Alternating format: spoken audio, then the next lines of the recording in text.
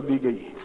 मान्यवर, कुछ सदस्यों ने सवाल उठाए कि एफआईआर हुआ या नहीं हुआ, क्या करी है, कितने पकड़े गए। मान्यवर, 25 तारीख की रात से 26 एक एहतियात के तौर पर हमने दंगा और न भड़के इसके लिए राह देखी। 27 तारीख से आज तक 700 से ज्यादा प्राथमिकी दर्ज की गई है, 700 एफआईआर हमने दर्ज की।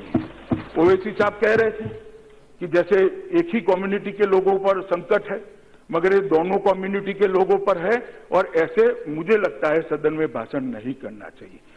टोटल 2647 लोग, 2647, अब ये कह रहे थे 1100 एक कम्युनिटी के पकड़े गए, तो 2647 लोग हिरासत में लिए गए हैं या अरेस्ट किए गए हैं। सीसीटीवी और वीडियो फुटेज का डिटेल 25 से ज्यादा कंप्यूटरों पर एनालिसिस हो रहा है। हमने एडवर्टाइज देकर समग्र दिल्ली की जनता से, समग्र मीडिया जनों से डिटेल मांगा है कि भाई आपके पास कोई भी फुटेज हो और कोई भी चीज हो तो आप कृपया इस ईमेल एड्रेस पर, इस व्हाट्सएप नंबर पर भेजिए। और मुझे कहते हुए आनंद है कि दिल्ली की जनता ने हजारों की संख्या में वीडियो इधर और साइड से दिल्ली पुलिस को भेजे हैं, और अंकित शर्मा का खून का भेद भी मुझे आशा है वो ही वीडियो में से बाहर आने वाला है। मान्यवर, जो वीडियो किसी नागरिक ने देखा है। ये कह रहे हैं क्या किया, इसलिए मैं कह रहा हूं, फेस आइडेंटिफिकेशन सॉफ्टवेयर के द्वारा ये सारे फेस को पहचानने की प्रक्रिया चालू कर दी। ओवैसी साहब ने यह भी कंसर्न व्यक्त करा, हालांकि एक ही कम्युनिटी के लिए किया, कि निर्दोष न पकड़े जाए। ओवैसी साहब, ये सॉफ्टवेयर है, वो धर्म नहीं देखता है, वो सॉफ्टवेयर है, वो कपड़े नहीं देखता है, वो सिर्फ और सिर्फ चेहरा और कृत्य देखता है, और चेहरा और कृत्य देखकर उसको पकड़ाएगा। 1100 से ज्यादा। मान्यवर, वो सॉफ्टवेयर के अंदर हमने वोटर आईडी कार्ड का डेटा डाला है, ड्राइविंग लाइसेंस का डेटा डाला है, और भी सरकारी डेटा जो था वो सारा अंदर डालने का काम किया है। इससे 1100 से ज्यादा लोग आइडेंटिफाई हो चुके हैं, और मैं इसमें बताना चाहता हूं 300 से ज्यादा लोग यूपी से आकर यहां दंगा करने के लिए आए थे।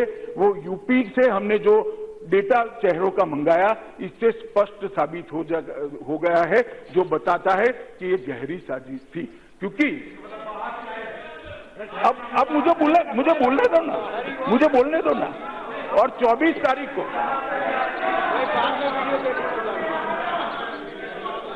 मान्यवर, 24 तारीख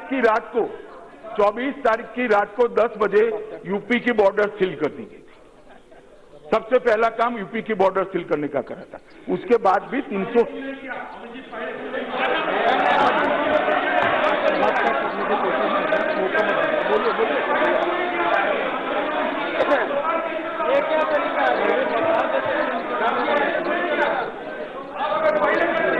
आप वकील मत बनो इनके। माननीय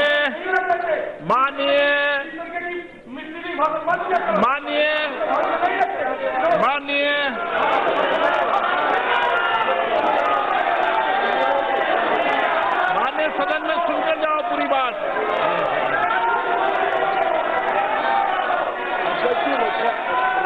बोलिए, मारे चट्टी शुरू से पहले रिकॉर्ड से बोलिए, हाँ बोलिए। मान्यवर,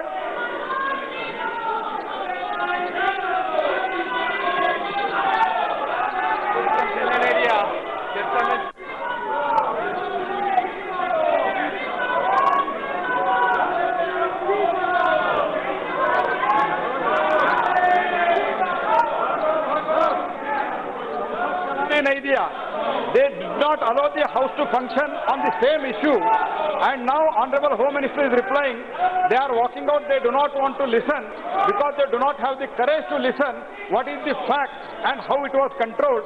This is the hypocrisy of the Congress Party. मैं माननीय सदस्य को आग्रह करूंगा कि आप जिस विषय पर चर्चा मांग रहे थे उसमें माननीय गृह मंत्री जवाब दे रहे हैं। आप सदन में पूरी बात को सुनकर जाएं। माननीय गृह मंत्री जी।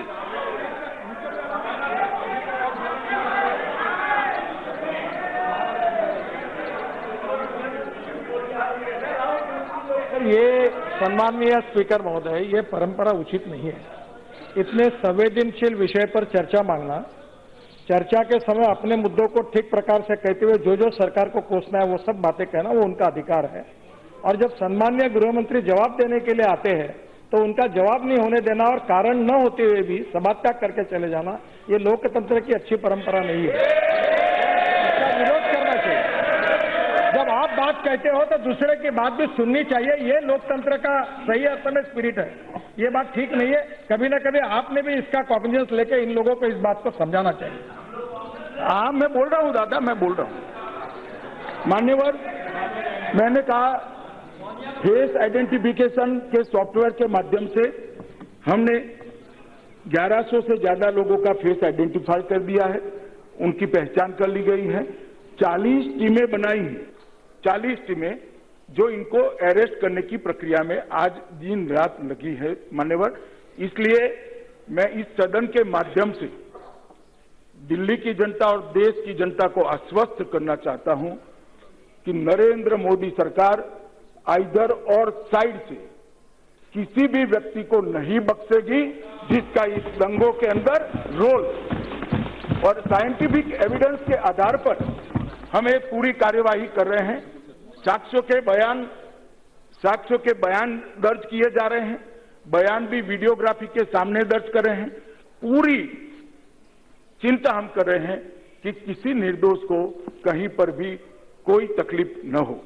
मान्यवर, 2 SIT की टीमें बनाई हैं जो सीनियर मोस्ट पुलिस अफसरों की